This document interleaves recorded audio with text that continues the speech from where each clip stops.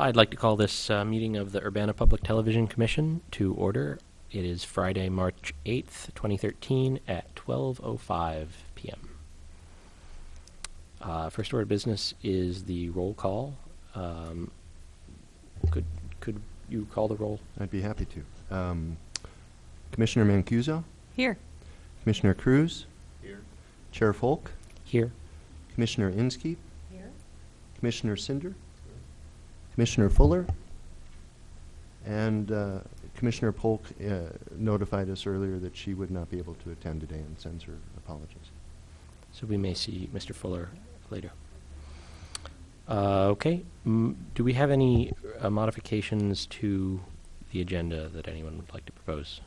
I actually have one, and it refers to a question that Commissioner Cinder brought up at our last commission meeting. I promised that I would speak to the city clerk concerning the distinction between old business and unfinished business. And Commissioner Cinder was absolutely right.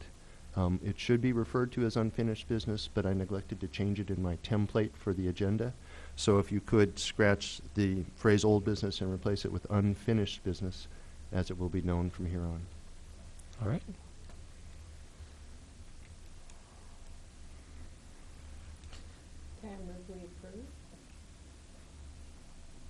I will second that. All in favor? Aye. Aye. And moving forward, the minutes are, or the agenda is approved, so we'll go on to approval of the minutes. Did anyone have anything they wanted to change about the draft minutes?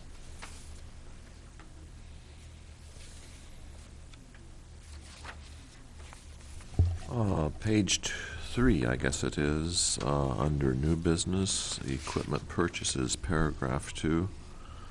First line refers to Chair Cinder. I think it should be Commissioner Cinder. Field promotion.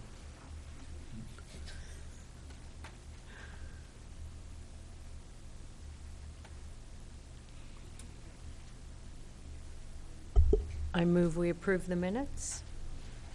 Second. All in favor?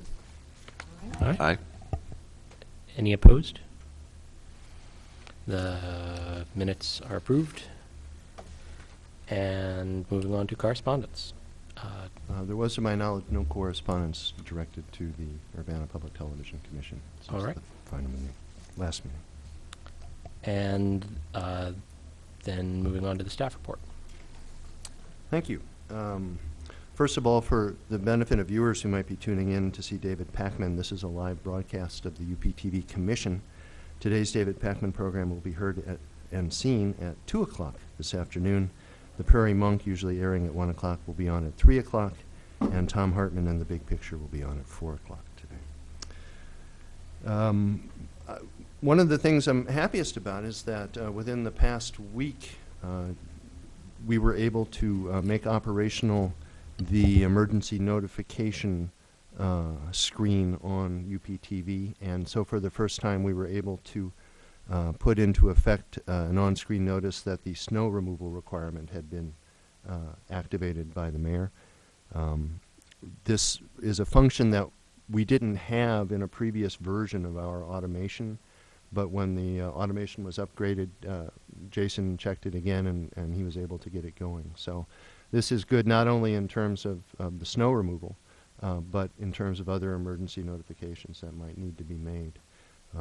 There are some limitations to the way the automation equipment handles this that we will continue to work with Nexus to see if we can improve in terms of our ability to manipulate and control the text as it appears on screen. But as of now, we're able to let people know, which is a good thing. And sort of in conjunction with that, Jason produced a couple of videos with Public Works cooperation about snow removal in the city. He went along on a truck. We finally got enough snow that he could film. So you'll be seeing, I think, are there some of those on the clips reel? Okay, you'll be seeing some of those. I've included in your packet a letter from the Keep Us Connected organization, and UPTV, along with the City of Urbana and the Cable Commission, have renewed their membership in the Keep Us Connected coalition. We were all members in 2007 originally. This is a coalition that is trying to protect PEG channels, basically, in Illinois. The cable and video competition law sunsets in 2013 this year, and this is an attempt to make sure that all the cable providers follow the law and that the law continues to remain strong in terms of support of public access, educational access, and governmental access stations. And I'm certainly willing to include the UPTV Commission as a member and supporter if the Commission so chooses to do so. So does this require action on our part to become a member? Informally, if you would just, if the Commission would like to be a member, I will just let them know that the Commission will become a member. Is there any discussion on that topic? I would move that we continue our membership with them and support their efforts. And second. All in favor? Aye. Any opposed? I'd read a couple things from this handout that you gave us, just highlighting what the particular issue that they're addressing is. So the Illinois cable and video competition law, which is the one that allows statewide franchises, has a requirement that PEG channels, public education and governmental channels, be carried on franchisees. AT&T is such a franchisee, and they make it hard. At least I don't know that it's entirely not carried, but it's certainly not carried at the same level as a normal TV channel is carried on their UPTV system. So one of the major things that this group is trying to keep or trying to push forward is better access of the public to PEG channels on UVerse. So if the public has any comment on that, they could write us and we could pass that on to the group or to the legislators as well. That law gets renewed, may get renewed this year, and so it's a good time if you have information about franchising in Illinois that you want to try and get put into law. Now's the time. Great, thank you. Continuing the staff report, I participated in the initial Champaign County Freedom Celebration meeting a few weeks ago. Marie Polk, Commissioner Polk, is now in charge of publicity for the Freedom Celebration. So we are once again hoping that she will host or co-host parade coverage, July 4th parade coverage on UPTV. And we'll continue to work with her and hopefully volunteers from the community. If you're watching, you'd be more than welcome to volunteer to help cover what is one of the biggest civic events we have in the Twin Cities here. Continuing along with the theme of Before you move on from Sure. that, sorry to interrupt, can you give viewers information about how they would get involved in that? Absolutely. You can go through the Champaign County Freedom Celebration.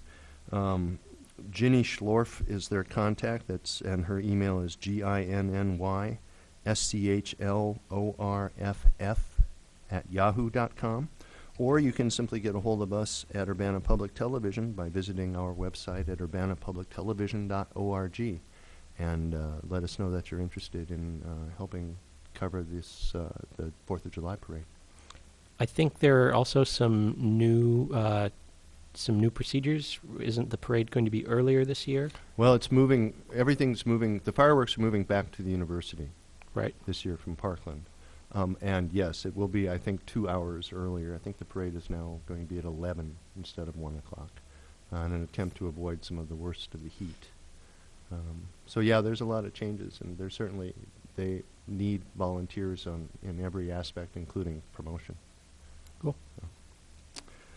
And could you give some examples of opportunities that are available with Urbana Public Television to participate? Yeah. Absolutely.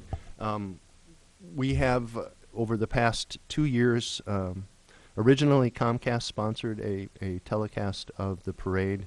They, sort of at the drop of a hat, decided not to do so.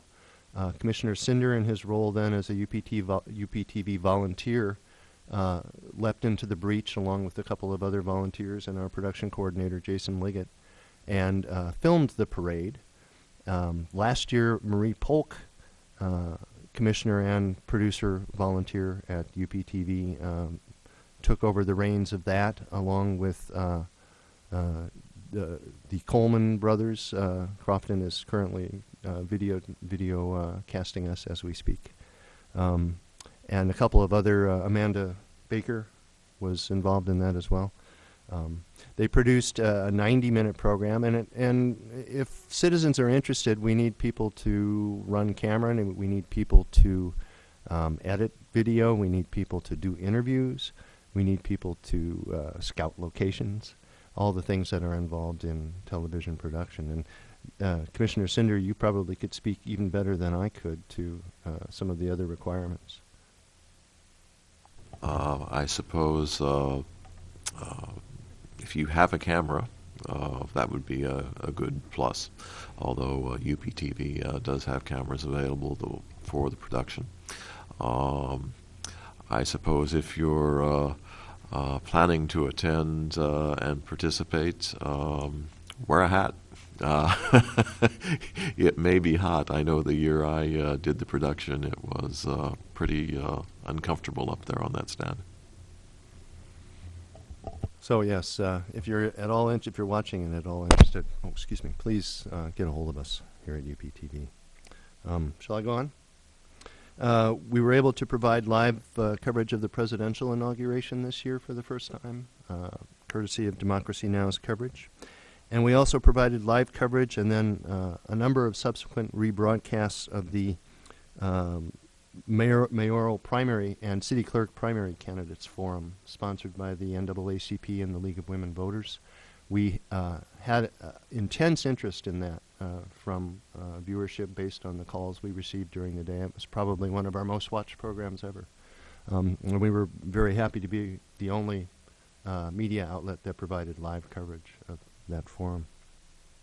We continue with a robust local production schedule such that between Jason and Caleb, our production intern, we're hard-pressed to find time to fit everybody in, but we're doing so, and we continue to have more new people, and we continue to encourage the public to find out how they can get their shows on UPTV. We have a St. Pat's special coming up this on Saturday the 16th, a week from tomorrow night, from 6:30 until 10 o'clock. It'll be Irish music recorded in live performance here in Champaign-Urbana by Commissioner Cinder. We'll be seeing Jackie Daly and Matt Cranich from Ireland, and then the band Chicago Reel in the premiere of their concert broadcast performed at the IMC. And that'll be on Saturday evening. That will preempt the Urbana High School sports and the WEF sessions that night. But we have been rebroadcasting some select basketball games from Urbana High School, and I'm going to turn it over to Mr. Liggett now to tell you about our continuing involvement with Urbana High School. So we were able to do football season and basketball season, and now we hope to move on towards baseball season. Of course, those won't be streamed live. We don't have an internet connection at Prairie Park there, but we will record it, and then it will broadcast later on UPTV.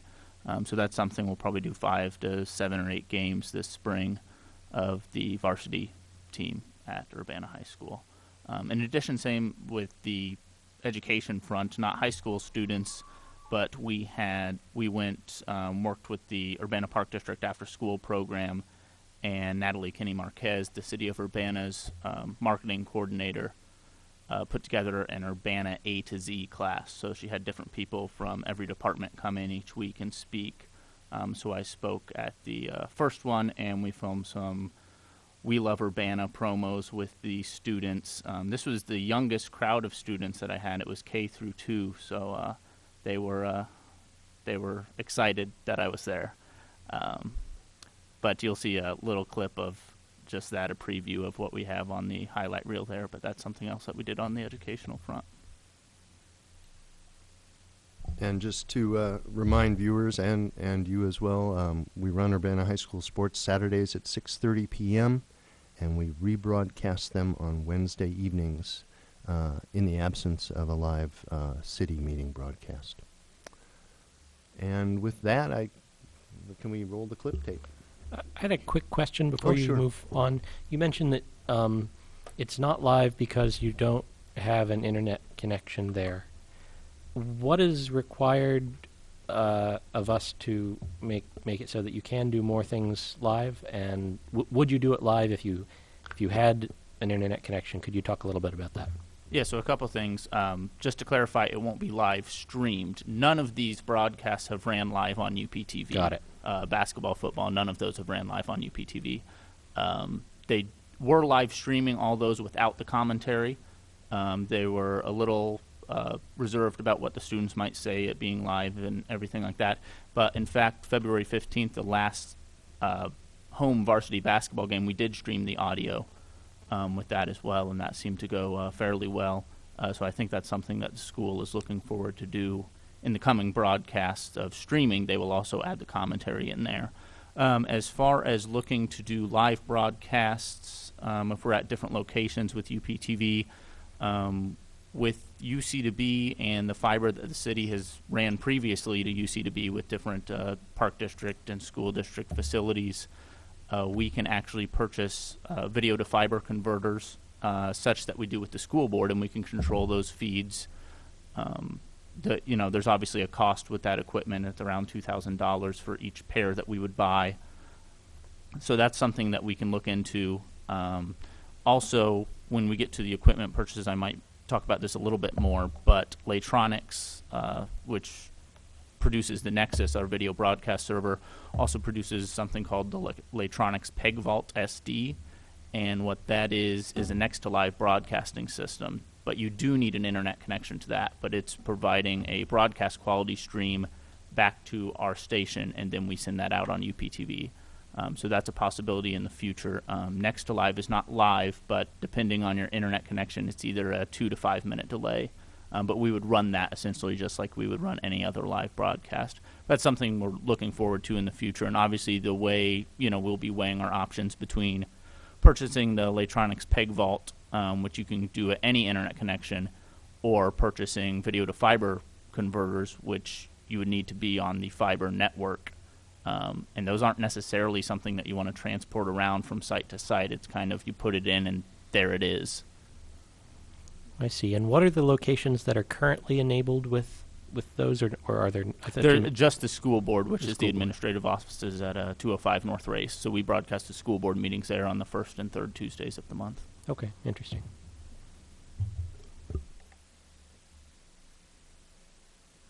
And I think you were going to roll the clip. Yes, thank you.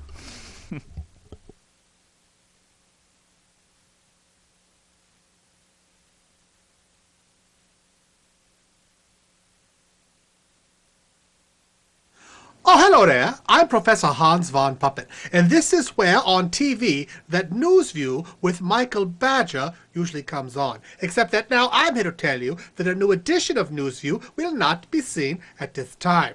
Instead, station management might run, cartoons or an old edition of Newsview or something entirely different. Well, like I said, this is Professor Hans von Puppet, and I am wishing you a good time. And now, without further ado, is whatever the TV station management is going to run in place of Newsview. It should come on any time now. Let's watch.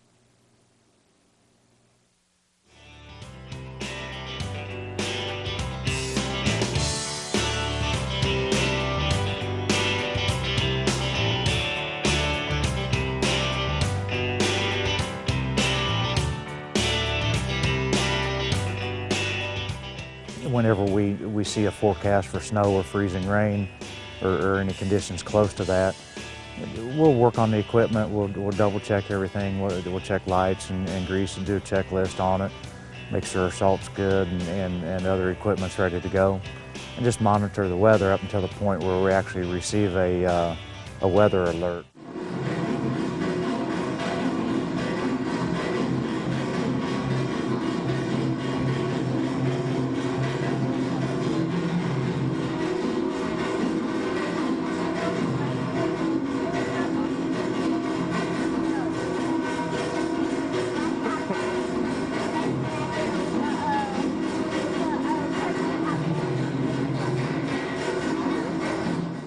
Beauty, they say, is in the eye of the beholder. But when mothers behold daughters suggesting eyelid surgery for a more beautiful self through facial reconstruction, we are sending a message of self-destruction. How can we not woman hate when society does not celebrate the importance of loving our differences? It feels like unless we are the prettiest, nicest, smartest, coolest, dopest, most talented chick, overly feminized, sexualized, or androgynous, consuming male-marketed interests that we don't even really like deep down, and not having any girlfriends because we relate to guys more, we are invisible, unattractive, or an outcast.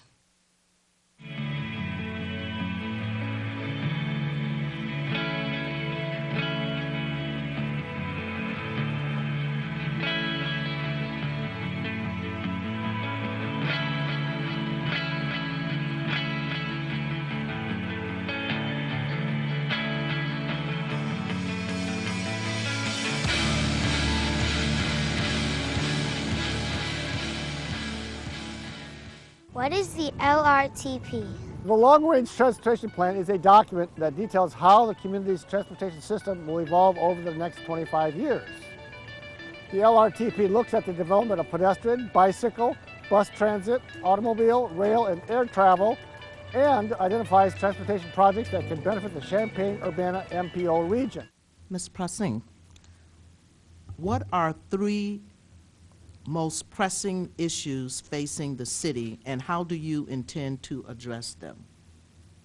Well, the biggest issue is the finances, because we've been through a huge recession, but we seem to have been able to cope with that. It all depends on how, if we go slipping down in another recession, or if the state of Illinois decides to cut money to local government, we could be in a really big problem.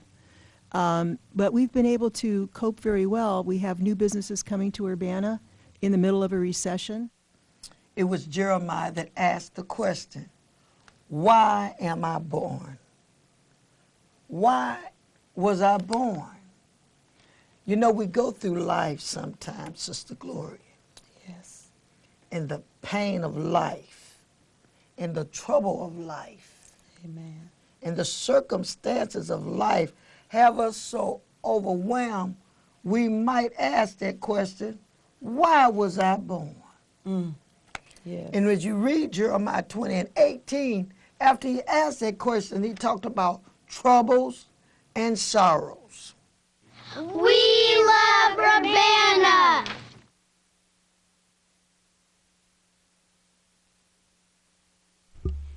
Great fun as always. Moving on to the audience participation portion of the program. We do have one audience member. If she would like to address the commission or the public, she's welcome to.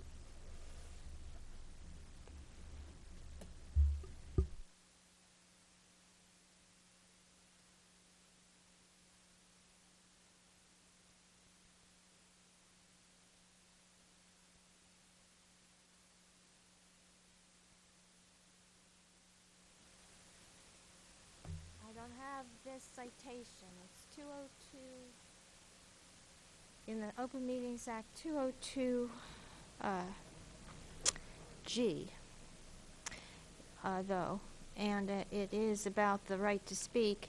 And if I suggest that it says that each body makes their own, so that's one thing about, like, for example, I would otherwise be assuming I would be going with the city rule, but I think, okay, going on, what you said about franchises, is this at the General Assembly?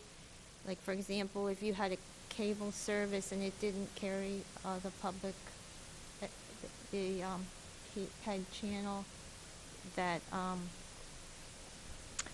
is it that this is the time that a lobbying effort would have any cable service having channels or UPTV on it as part of it? Is that what you were saying? Normally, at least in the city, it's not considered appropriate for us to do a dialogue during this, but I'd be happy to address that. Any issues you bring up when you're done. Oh, okay. And then in asking about about the draft minutes, and do the public really know what's in there before it's approved, and can they remember, so the idea that I think I was confusing about was I said that Robert said that they had to be that you had to be able to read them, and members have the prerogative to insist that they be read. But this is an area where I wonder if the public should have a say-so about that, to also have that right to insist that draft minutes be read. Where you're giving, there's that one other thing that's, I'm thinking this goes along with the philosophy of the Open Meetings Act, because the Open Meetings Act gives you a right to speak at meetings. It gives you a right to know when the meeting's going to happen and go to it. And like with volume, one thing I noticed in another meeting was, okay, even if you would speak up and there's agreement amongst a couple people in the audience, does it mean that the part that was too hard to hear gets repeated? I think is there a rewind that happens? So it seems that custom is too vague about it. If we are going to say the public has a right to hear, they would have to be sort of written, elaborated in a city, in some city law, I think.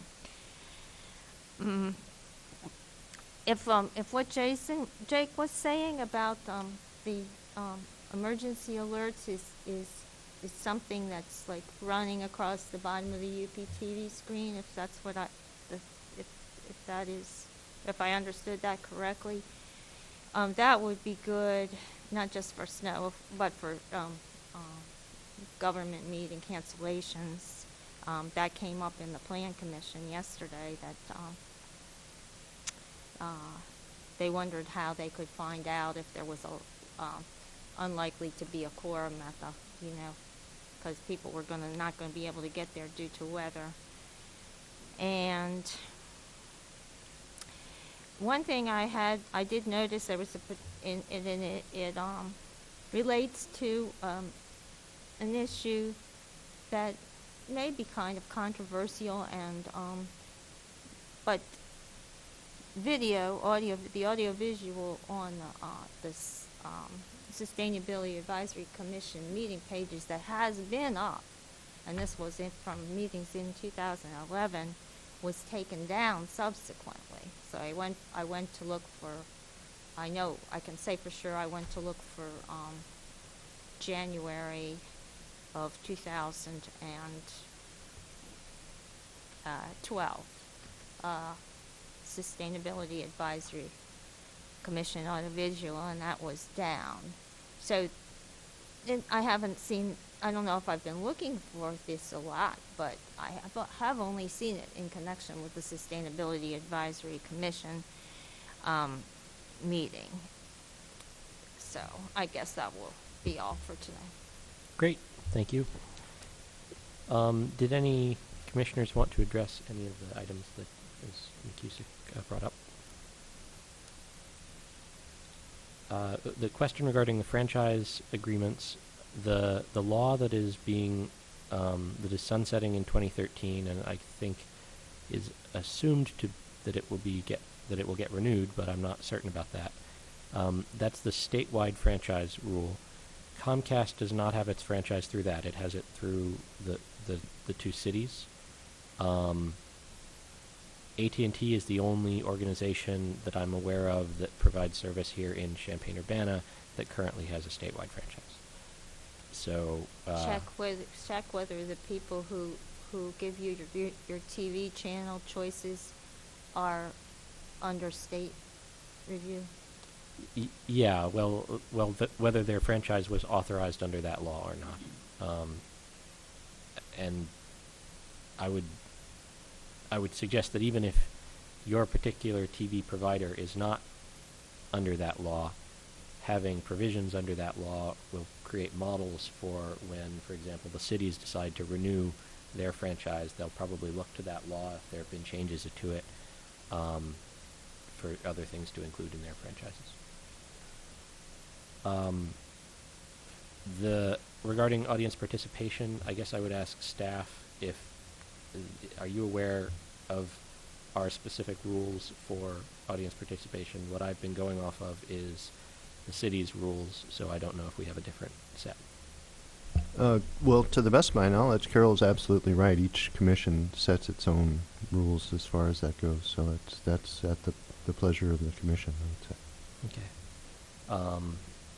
I guess I would ask staff that if you find that it's different than 5 minutes per audience member at the stated time in the agenda, to please let us know so that we can reconsider that.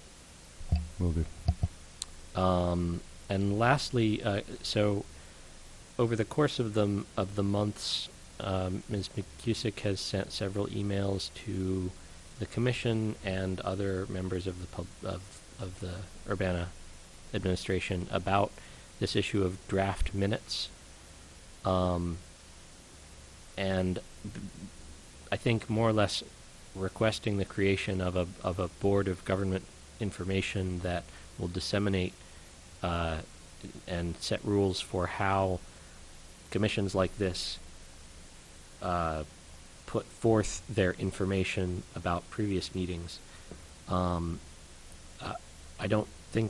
think she's read other things about that in previous meetings of this body, and so if people wanted to revisit that, they could read the information in about those meetings or look at the video. Do you have anything? Are you aware of any video that's been taken down regarding? Yeah, so since we started putting videos on the city's website back in 2002, it's always the case that when we run out of space on our server, we will take down old meetings and put up the most current, and that's still what we do. Okay. Is it across all? Do you do it simply based on time, or do you have different sunset provisions for different commissions and bodies? We will first sit on time outside of the city council. So currently, I think we got rid of all the 2011 meetings for the different boards and commissions online to make room for the 2013 meetings that are occurring now and will. But the city council, we still have those up from the past couple years. So that all boards and commissions from 2012 would still be accessible. That's correct.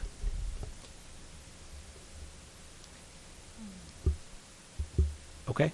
Any other comment there?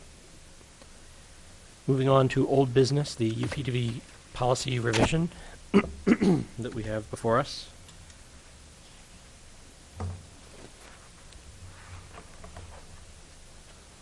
Thank you, Ms. McCusick. Thank you.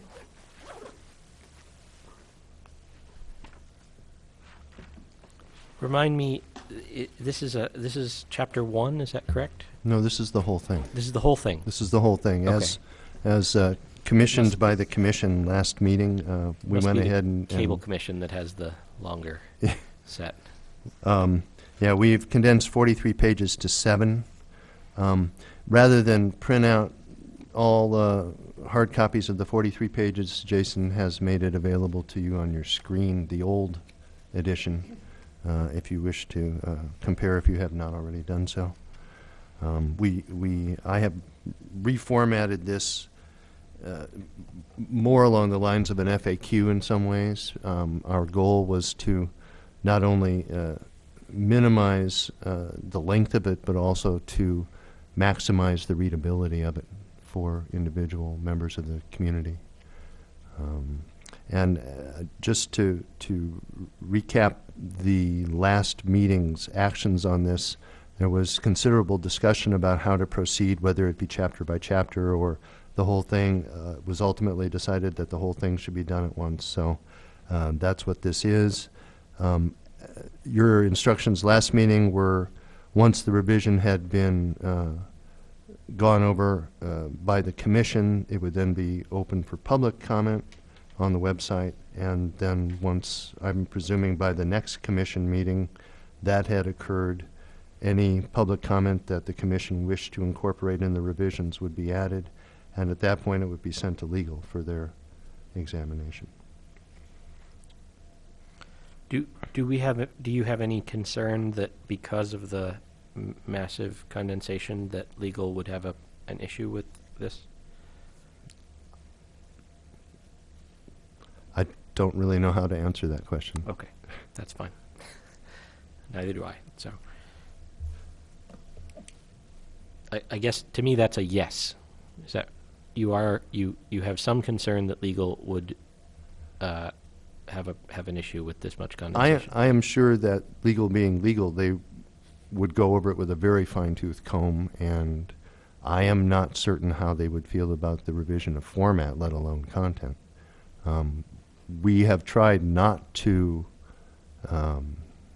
we've tried to include everything in the new version that seems to us to be a legal requirement.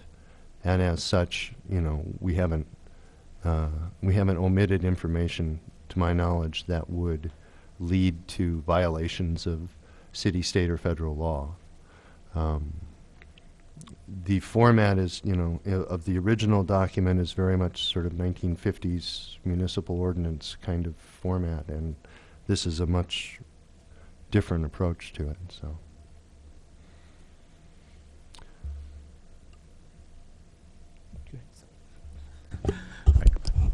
I guess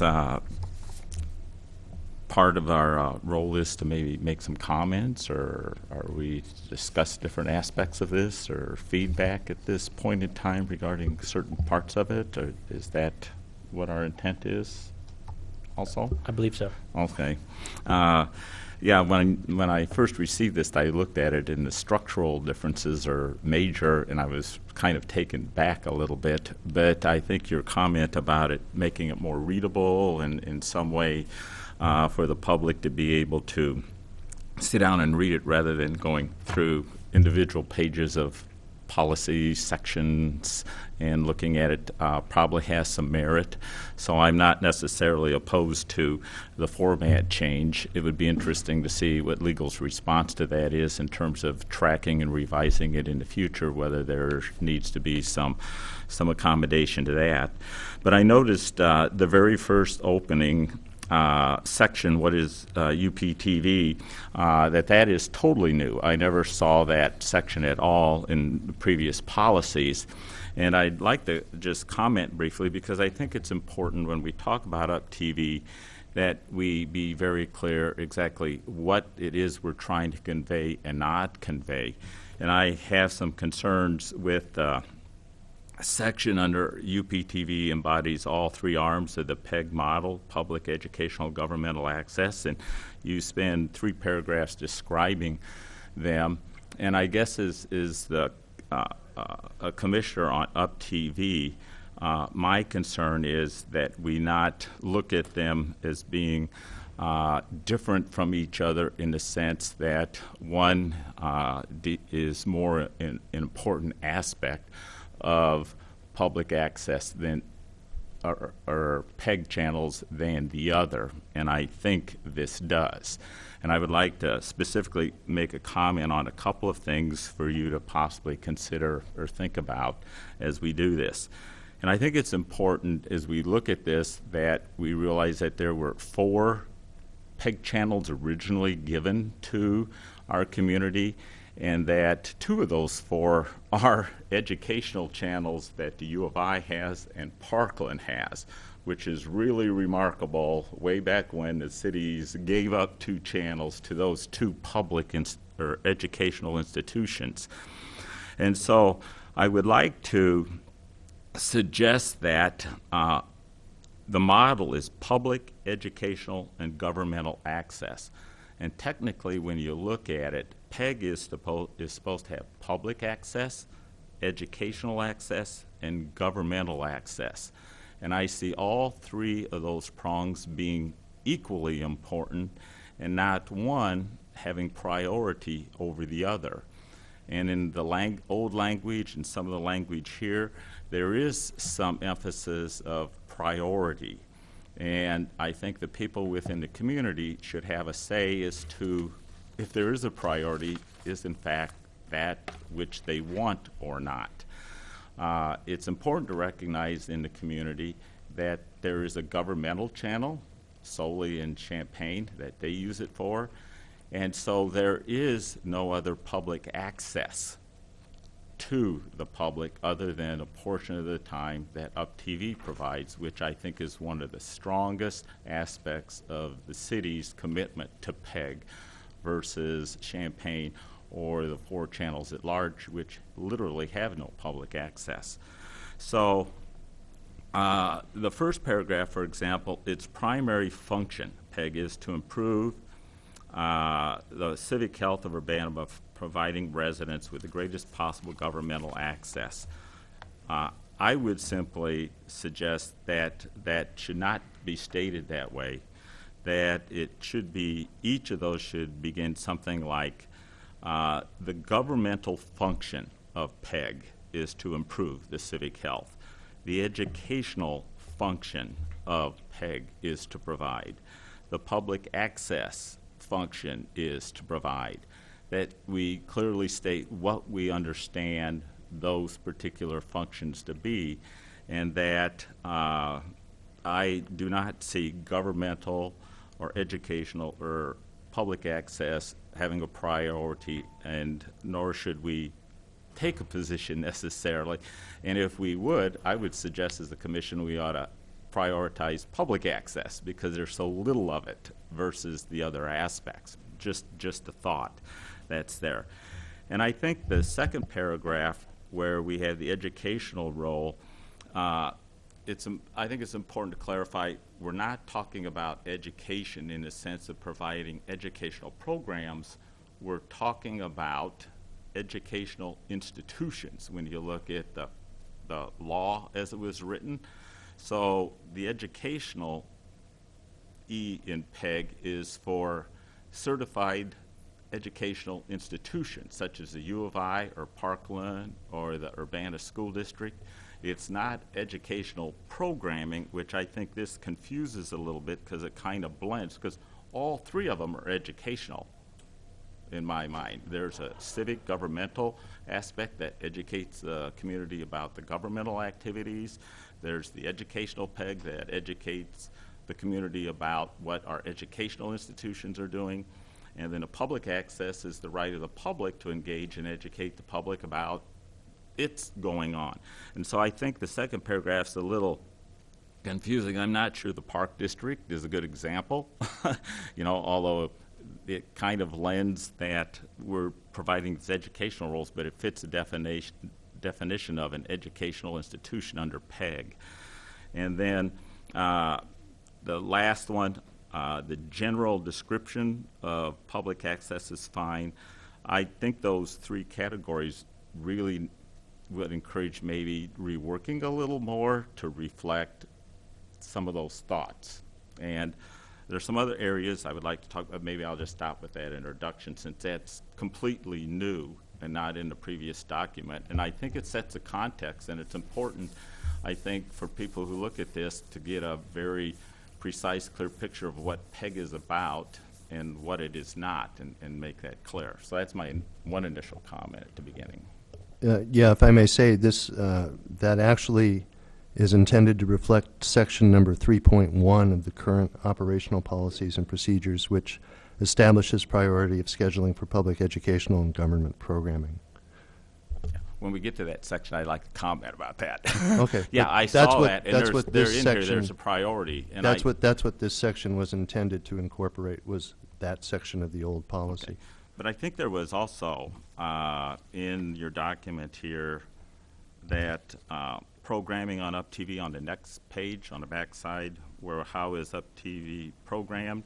UpTV will be programmed giving priority to governmental, educational, and public access in that order. And that's almost verbatim from the old one. So I'm not sure what is UpTV, just the general description of UpTV and what public access is, that we should be talking about priority of those 3 components of public access of one over the other as much as conveying what each of those particular aspects of PEG is. And then when we come down to that sentence, I would like to suggest that maybe we consider a slight modification, that UpTV will be a program giving priority to governmental. I'm not sure all governmental programming should be given priority. Okay? I think certain aspects of governmental programming, like city council meetings, major commissions, and some of those types of things should be.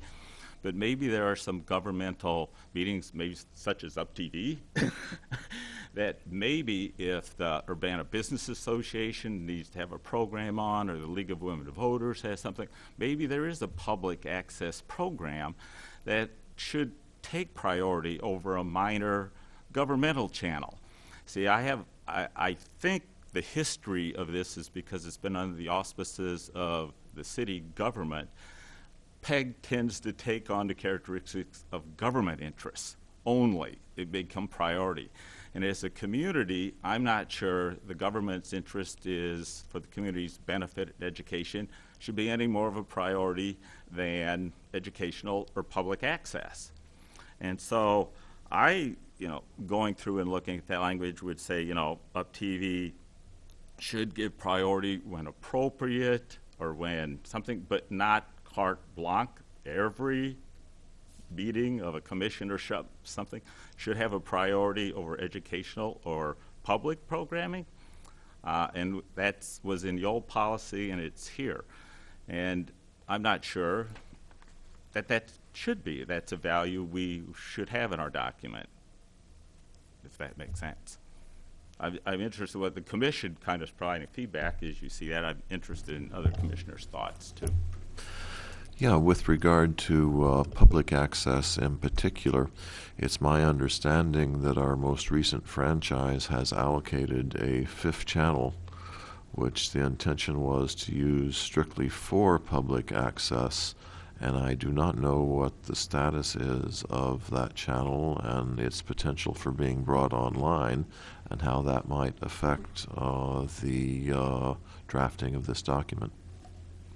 Could staff comment on that?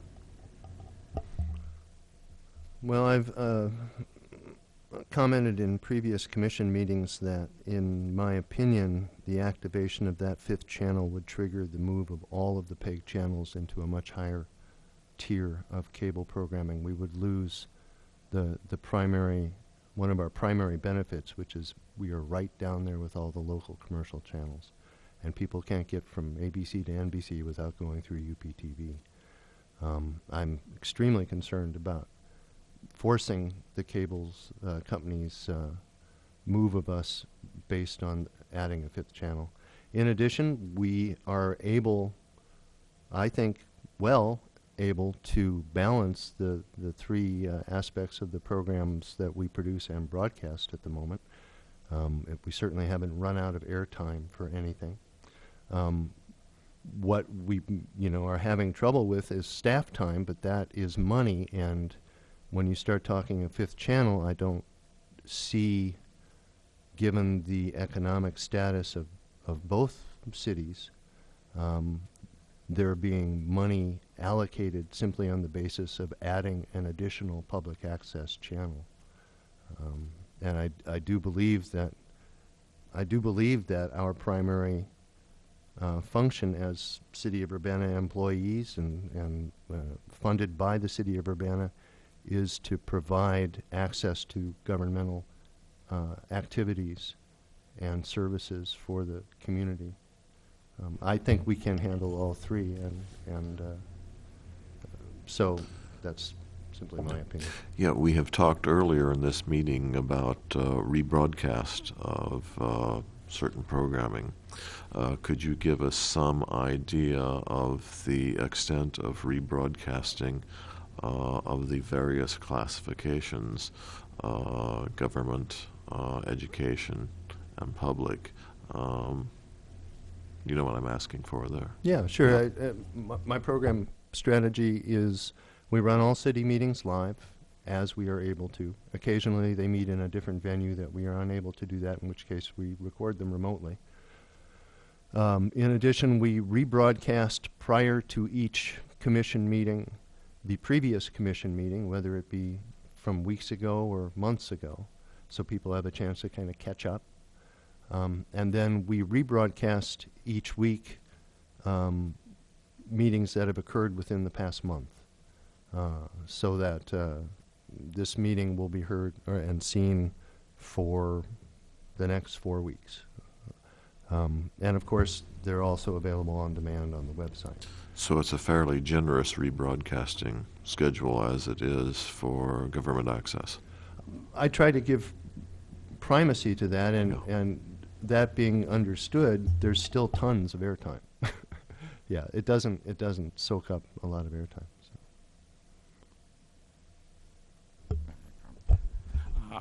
I want to be clear. I think the two of you doing a great job, and I have no criticism of how the programs are being scheduled or anything of that nature at all. That's not the point I'm trying to make here. Okay, as you look potentially down the road and you look at the number of, for example, city committees and commissions that are constantly being added. If you look at the city website, there's probably 12 or 28 of them. Government can keep growing, okay, and consuming, time. And all I'm suggesting is that, and I would say, even though the city of Urbana has taken this issue on, the funding for PEG comes from cable subscribers and from the people. It's not a tax that's generally applied anywhere. And it's supposed to be for the purpose of establishing access for government, educational institutions, and the public. And the only public access is here. And heaven bless us for taking that stand. I think in the policies for UpTV, I think it's important to convey to the public the importance the city holds for public access. And again, I will emphasize, I feel it's as equally important as the governmental access. Now, I understand, government officials have agendas and they like to, get their meetings and stuff out, and they like to be seen on TV possibly, and it's a good way of informing the community and all of those sorts of things.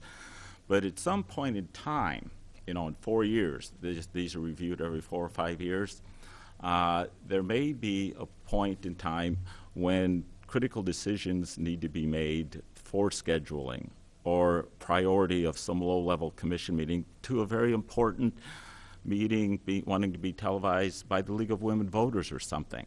And it would scare me to think that the city government would say, no, we're going to show the UpTV meeting instead of the debate at prime time between the two the candidates that would be going on, or some other such event. So I'm just trying to make sure the philosophy of what UpTV is, what we want it to become, and what we see its primary role be, not be prejudicial against one aspect or the other of the 3 pegs, even though I think the educational branch has been, with the 2 channels has far exceeded, their access. And the local school district certainly should have access to it. But I think, and it's just the way it's worded, the first part of it, that is the issue to me a little bit, philosophically. So I guess I would be interested in also weighing in on that. With regard to giving priority to public versus governmental access, I think I agree with the staff that at this time that's not a practical issue, and it would be a hard-fought battle to get that policy changed, because I think the city views this as their property, and you and many members of the public view it as their property. And if we don't have to incite that kind of disagreement, I think we'd be best leaving it as is, but that doesn't mean that the change to what is UPTV that you suggested isn't a good one, and I happen to think it is. That what is UPTV, I think, should define public, educational, and governmental access. I think it should define them in that order, by the way, not in the reverse order, because that's just good rhetoric. Because you do make it clear under how is UPTV programmed, which is the correct place for that kind of policy, that statement of the policy, that you give priority to government, educational, public access programming. I don't think that we need to try and change a long-standing policy just to adopt a new form of the policies. But I do think that we could, if we thought that battle was worth fighting, we could fight it at a later date, while fixing this kind of rhetorical issue with regard to this new section. And I guess I, for one, would like to see that changed. I guess that makes two of us.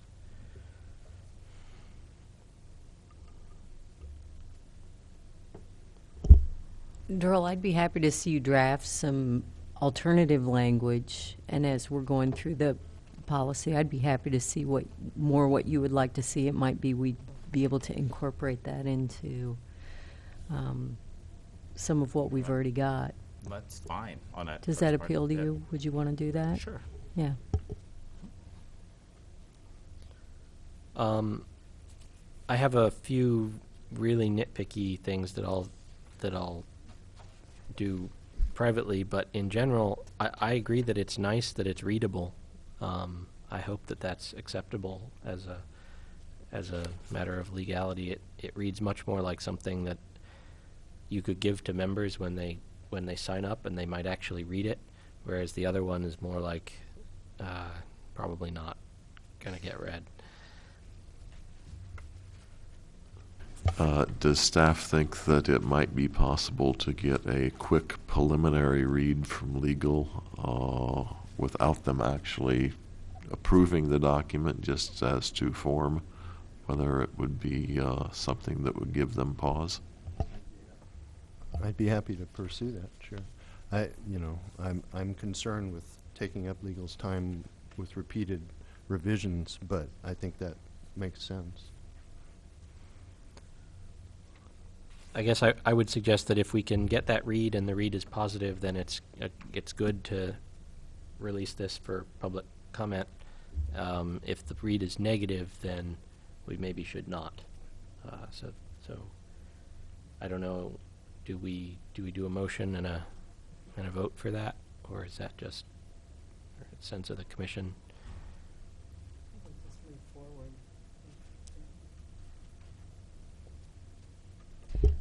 Can we just move forward, or do you want to vote on it? Either way is. Well, I guess without objection from the other members of the commission, I'd request that staff attempt to get legal, not taking more than half an hour of their time to look at the differences, and if the form change does not cause them a problem, then we move forward with public input on this document, and then revisit it at our next quarterly meeting. I would so move. Second. Second. All in favor? Aye. Any opposed? So that's you have direction. Next is new business, equipment purchases. Yeah, so if you look at the equipment purchase sheet that I had provided you with, you'll notice that we haven't spent a whole lot this last quarter, just a few odds and ends, most of that being replacement equipment if something went bad. And yeah, sure. So in the equipment purchases, there are a number of items there, a total of $442 spent this last quarter. Just some replacement equipment if something were to have gone bad. One thing that you'll notice that I've included on the sheet is underneath you'll see upcoming purchases. We have started to plan ahead, and I wanted to get you guys kind of in the loop on some upcoming purchases that are rather larger, including the replacement of cameras at the school board, as well as the control unit that goes with that. And you'll also notice a data video LCD monitor unit. A lot of this is replacement equipment as well. It's just on the larger end of things. The school board currently uses our cameras, which we purchased in 1997, I think, and we kind of ran them into the ground over here beyond repair, and then we were nice enough to give them to the school district. And they're really in need of some new cameras, and we're going to upgrade that over there. They've already upgraded their own audio system, so it's a much better audio system than what they were using previously. The data video LCD monitors, again, in 1997, we purchased 4 preview monitors that are in the back for switching between cameras and everything, and that just needs, it's old equipment. It needs to be upgraded to something a little bit more current. If you look down further, a couple of LED TVs that'll be used in UPTV office and control room. Once again, that equipment was purchased in 1997 when we first kind of developed the council chambers in UPTV under the new building renovations, and that's just something that needs to be replaced. We're currently still using CRT televisions in UPTV. All the monitors throughout the city of Urbana have been replaced with flat panels, so we're just kind of following that trend. As well as the 40-inch LED TVs to be used in the council chambers. We're adding one of those as a new TV source, and another one's just replacing a CRT television as well. I have on the horizon things that we're looking into purchasing but might not happen this fiscal year, but probably very early next fiscal year. I already mentioned the electronics Peg Vault SD, which would provide us the capability of next to live broadcasts. The portable audio recorder is something that we've tossed back and around for probably a year and a half, 2 years. This would just allow our members to record different audio tracks from board, separate audio tracks, and go and edit those audio tracks to their liking later. Something that we don't really have a system for now. That would, I think, get significant use and really improve the quality of some of the broadcasts on UPTV. And a new backdrop. I think Commissioner Cruz mentioned either last meeting or a meeting or two ago, we've kind of had the same backdrop in our mini studio over there. That was built in 2005, or upgraded, I should say. The room already existed. It just wasn't used with UPTV. So we're looking into replacing that, as well as we have 3 partition panels that Caleb and I kind of have to drag around that are looking pretty rugged. So we're looking to replace that to something a little bit more mobile on wheels and a little bit more upgraded as well that we'll use for Saturday productions inside the council chambers. So that's something else that we're looking into. And all 3 of those are just kind of larger purchases, so I just wanted to let you guys know in what direction our funds were going that we do have. I'll be happy to answer any questions.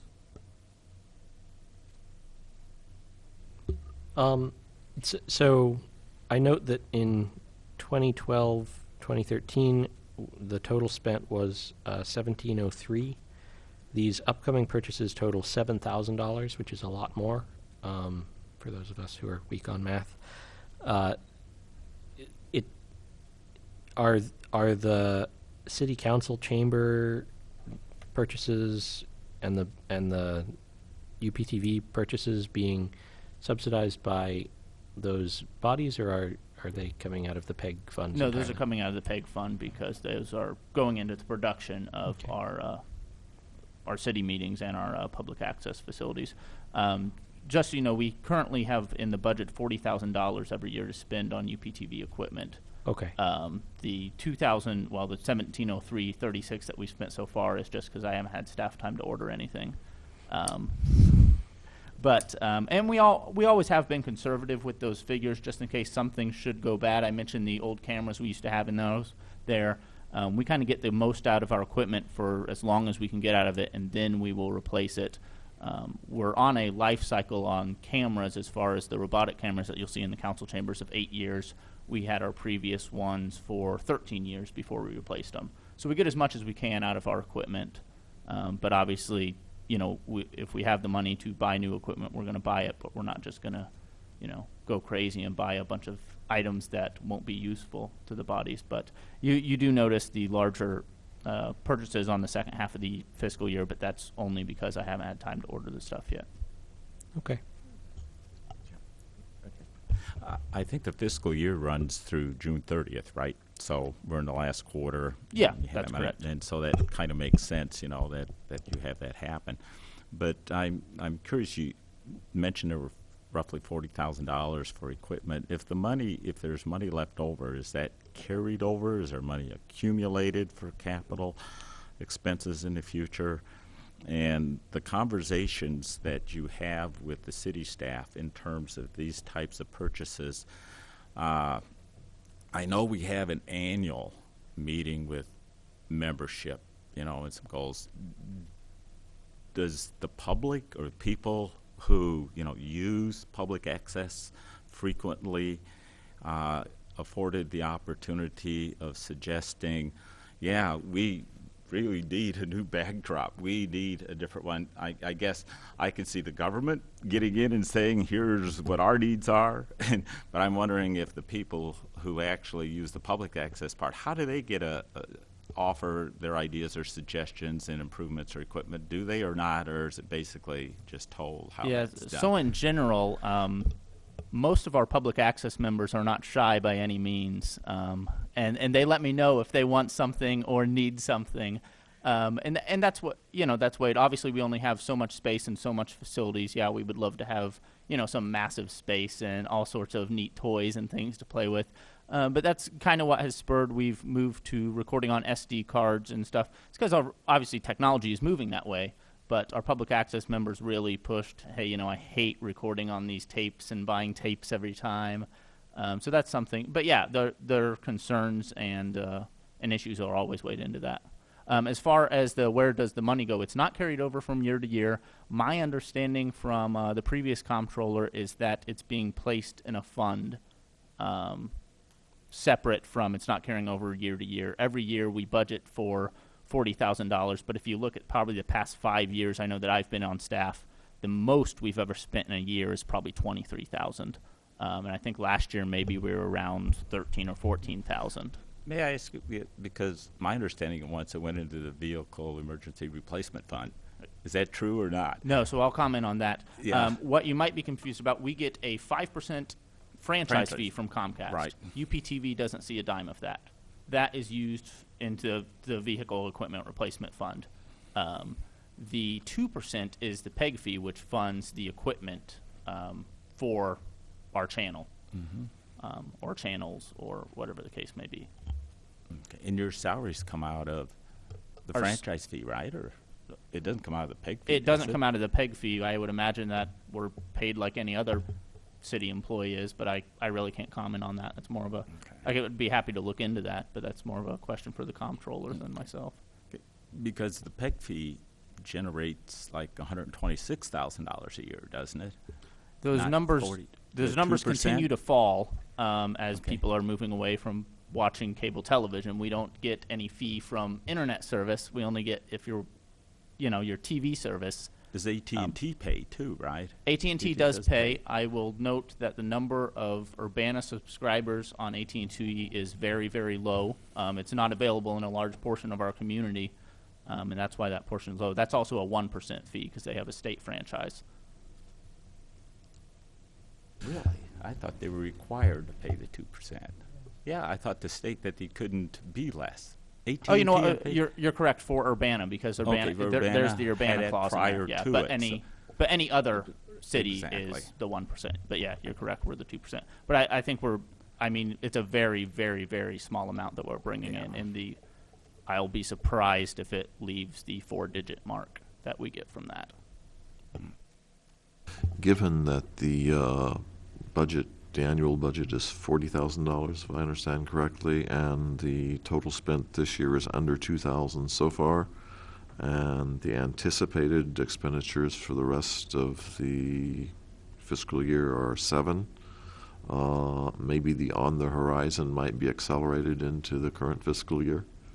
Yeah, absolutely. It's on the horizon only because, as I noted, I didn't have enough time to order this. If I have enough time to order that, and then we'll order those. The only reason that it might be pushed over the fiscal year is, we're kind of approaching the last quarter here. But yeah, there's definitely money in our fund to go ahead and buy those this fiscal year.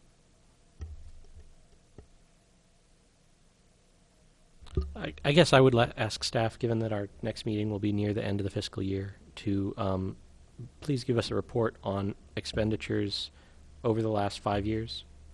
And this may be something you already do routinely during that meeting.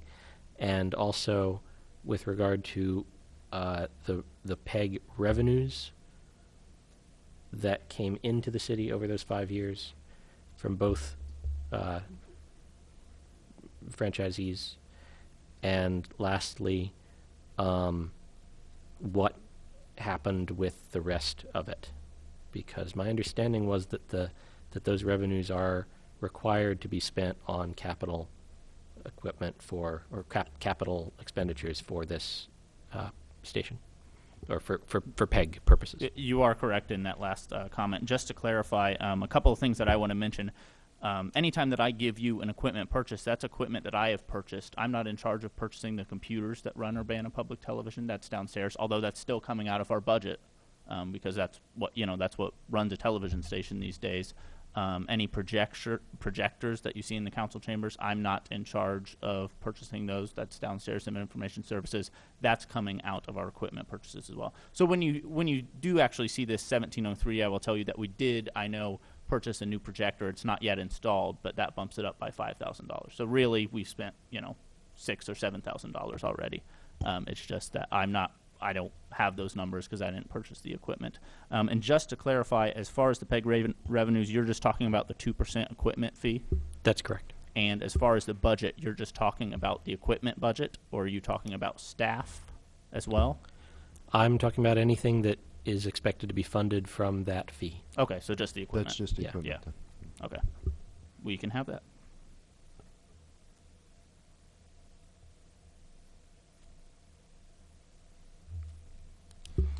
All right. If there are no further comments on new business, we go to commissioners' comments. Would any of the commissioners like to bring anything up?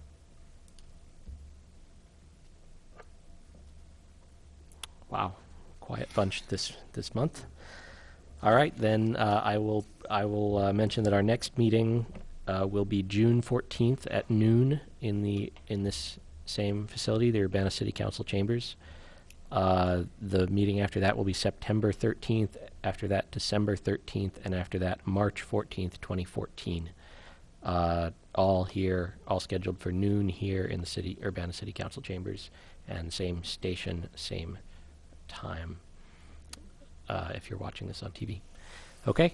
I guess, can I have a motion to adjourn? A motion to adjourn. Second. All in favor? Aye. All opposed? Okay. Then this meeting is adjourned.